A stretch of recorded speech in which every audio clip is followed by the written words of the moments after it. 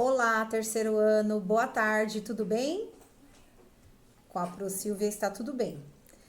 Hoje nossa aula é sobre geografia. Nós vamos fazer das páginas 229 até 235, tá? Começando então na 229, cada cidade tem sua história.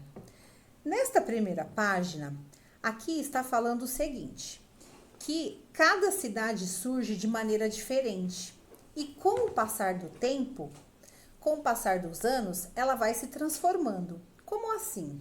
Por exemplo, ao longo do tempo, a cidade vai crescendo, vão surgindo novos moradores, tá? E com isso, vai tendo a necessidade de derrubar uma casinha aqui, fazer uma casa maior. Uma casa aqui virou um consultório médico ou virou um consultório dentário. Tem casas também que viram um veterinário, outras garagens que vira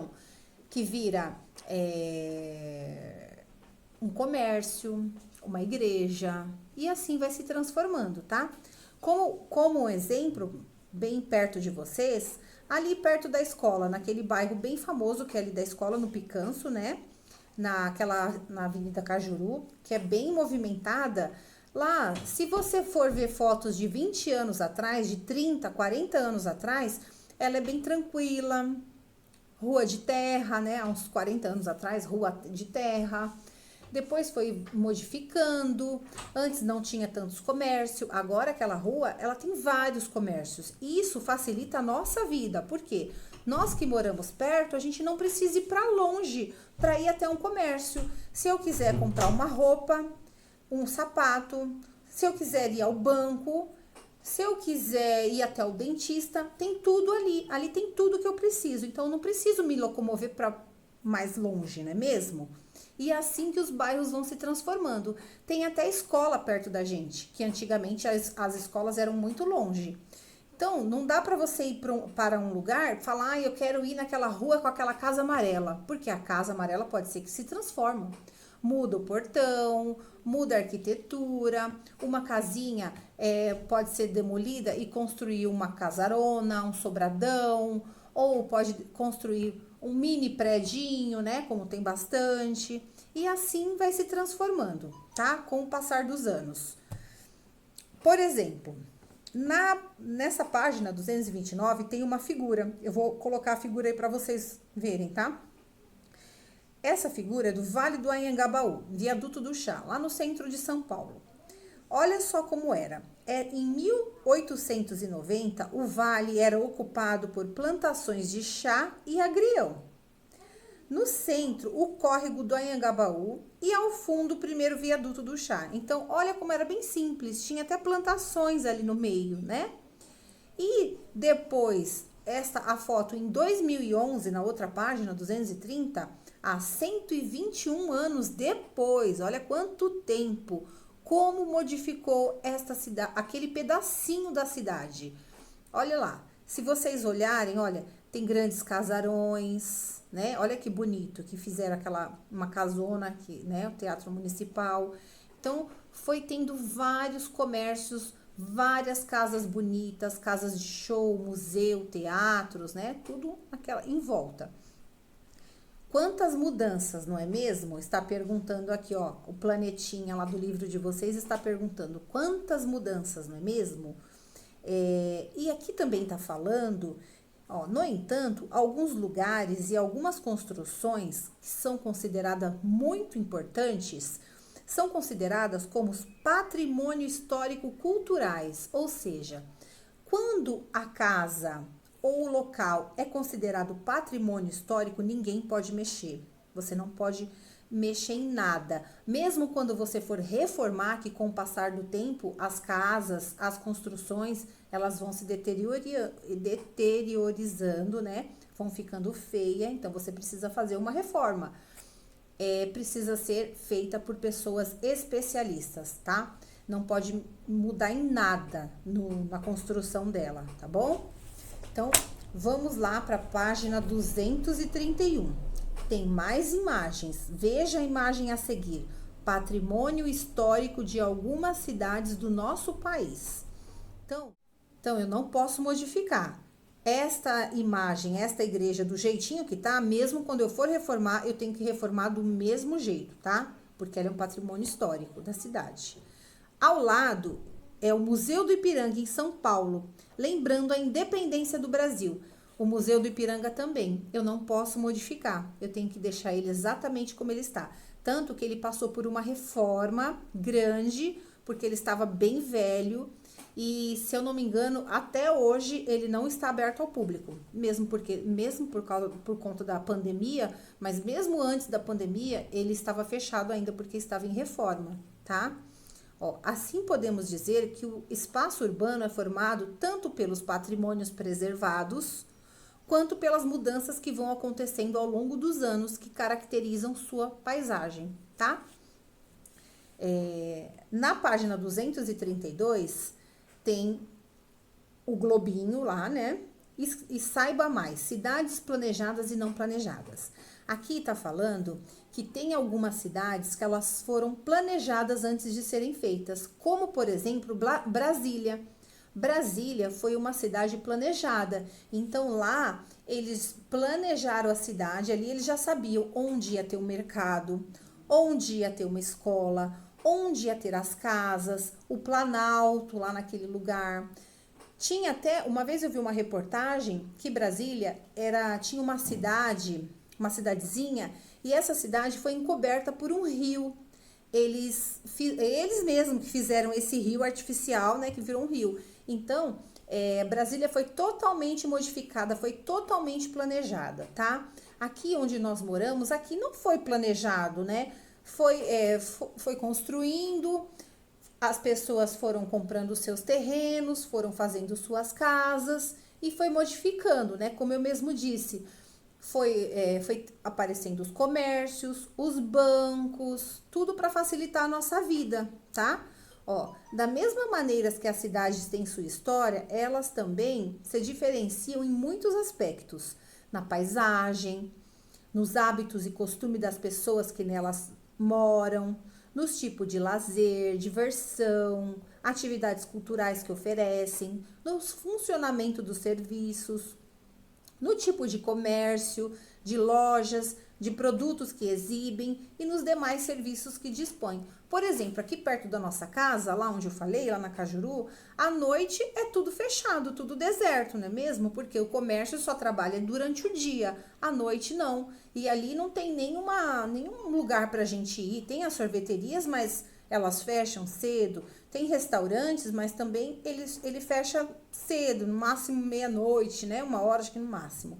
Então, aqui o hábito é de dia, não é noturno. Agora, tem alguns lugares que eles só abrem à noite, como alguns bares, salões de festas, funcionam mais à noite. Então, cada lugar tem a sua história, tá? Particularmente. Se você for no centro de Guarulhos à noite, ele é vazio.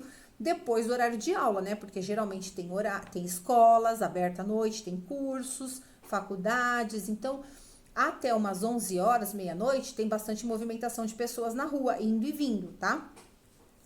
Cidades planejadas. Algumas cidades nascem de um projeto, como eu já disse. Foram pensadas e criadas por urbanistas, arquitetos e engenheiros, como Brasília, ó, tá vendo? Eu já tinha falado disso, Brasília é a capital do Brasil. Repare que tudo nela tem uma razão de ser. Então, olha só, Brasília foi totalmente planejada. Olha que cidade bonita, né? Tá bom? Tá vendo? Agora, vamos para a página 233. Outras cidades surgem por diferentes motivos. Vão se desenvolvendo sem nenhum planejamento. A maioria das cidades brasileiras crescem assim. Foi o caso de Santana do Parnaíba, em São Paulo, entre tantas outras cidades do Brasil. Então, esta foto de cima, que eu vou mostrar aí para vocês, vai aparecer aí, é Santana do Parnaíba, no estado de São Paulo, tá? A maioria das cidades crescem sem a organização e por isso acumulam muitos problemas. A expansão das favelas, os transportes públicos lotados, o trânsito caótico, a poluição, a falta de áreas verdes e de lazer. Porém, mesmo com tantas essas dificuldades, as cidades não planejadas apresentam as melhores ofertas de trabalho, diversão, cultura e desenvolvimento. Portanto, estas cidades não planejadas, elas que desenvolvem maiores oportunidades de emprego para a gente. Então, por isso que elas são tão movimentadas, porque tem bastante emprego, como eu disse, se tem comércio, tem emprego, tá? Porque ali a gente sabe que vai aparecer um emprego para mim, não é mesmo?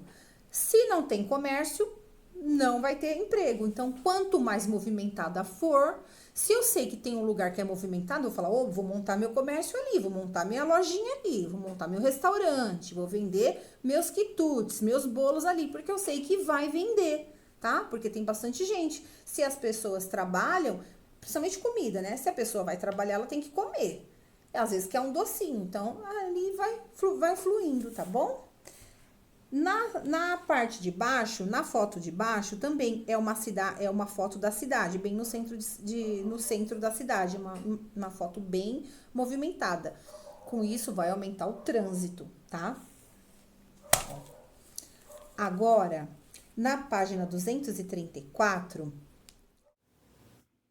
eu vou contar para vocês agora uma história de Ruth Rocha, tá? É um relato de um extraterrestre que busca entender a estranha forma de vida no planeta Terra. Tudo bem? Este admirável mundo louco. Então, é o extraterrestre falando de nós. Eu vou começar. Eles moram quase todos amontoados nos lugares muito feios. Esses lugares cheiram muito mal por causa de umas porcarias que eles fabricam e de umas nuvens escuras que saem de uns tubos muito grandes que, por sua vez, saem de dentro de umas caixas que eles chamam de fábricas. Parece que eles vivem dentro de outras caixas. Algumas dessas caixas são grandes, outras são pequenas. Nem sempre moram mais freguetes nas caixas maiores. Às vezes, acontece o contrário. Nas caixas grandes moram pouquinhos freguetes e nas caixas pequenininhas moram um monte deles. Existem muitas caixas amontoadas uma nas outras. Parece que dentro destes amontoados há um tubo, por onde corre o caminho da direção vertical, chamado elevador, porque eleva as pessoas para o alto dos amontoados. Quando fica claro, eles saem das caixas deles e todos começam a ir um para outro lugar e ficam nisso de ir daqui para lá o tempo todo, até que fique escuro e todos voltam para o lugar de onde vieram. Não sei como é que eles encontram o lugar de onde saíram, mas encontram. E entram outra vez nas caixas. Trecho deste admirável mundo louco, Ruth Rocha.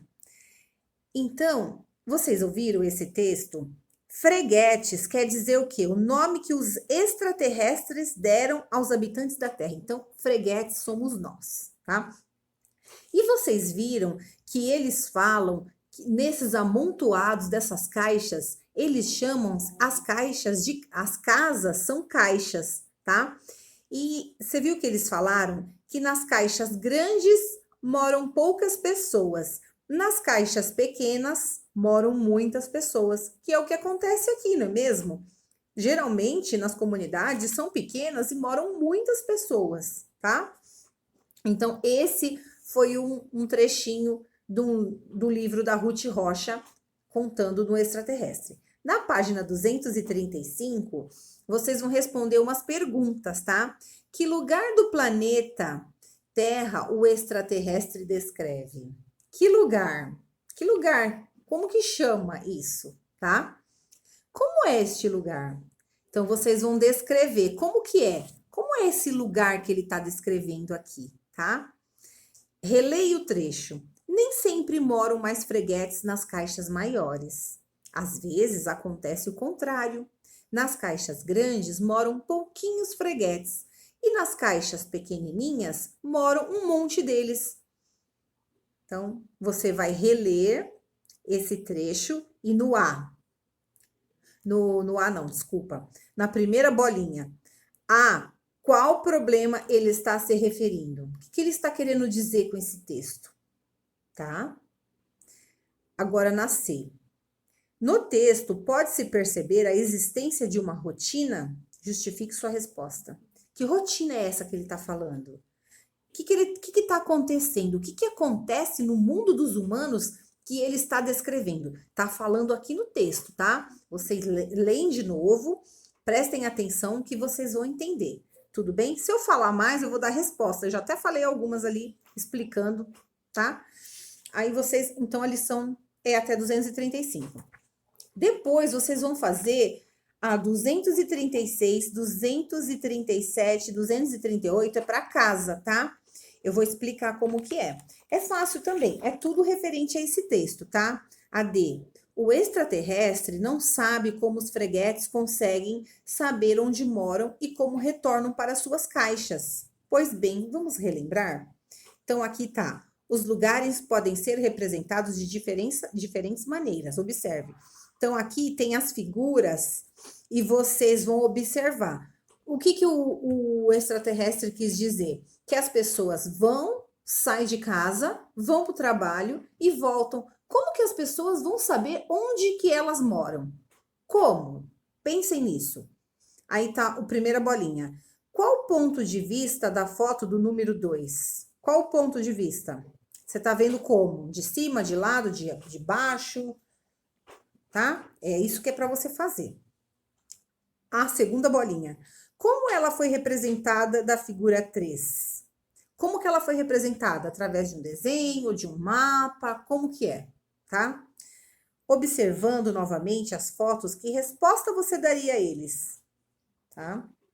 Aí tá as fotos, aí tá no 2, na outra página. Foto 1, foto 2, foto 3. Você observa essas fotos para fazer a outra pergunta. Qual delas é mais parecida com o lugar em que você mora? Explique. Tá? Você vai olhar aquelas fotos e vai responder. B. Agora complete o quadro com as informações sobre a cidade em que você mora. Tá? Aí tá, sua cidade. Tipos de atividade, tipos de construção, lazer e meios de transporte. Você vai explicar aí, na sua cidade, que atividade que tem? O que tem na sua cidade? E os tipos de construção? Tem o quê? Tem mais prédio, tem mais casas, tem comunidades? Como que é, tá? Lazer. Tem lugar para lazer perto da sua casa? Tem clubes, tem cinema, tem teatro, shoppings, tem parques, tem algum lugar? Tem alguma coisa assim? Então você responde. Meios de transporte. Que meios de transporte tem onde você mora? Tem ônibus, tem trem, tem metrô, tem o quê? Tem navio. Então é isso que é para vocês fazerem, tá bom? Então um grande beijo e até a próxima aula. Tchau!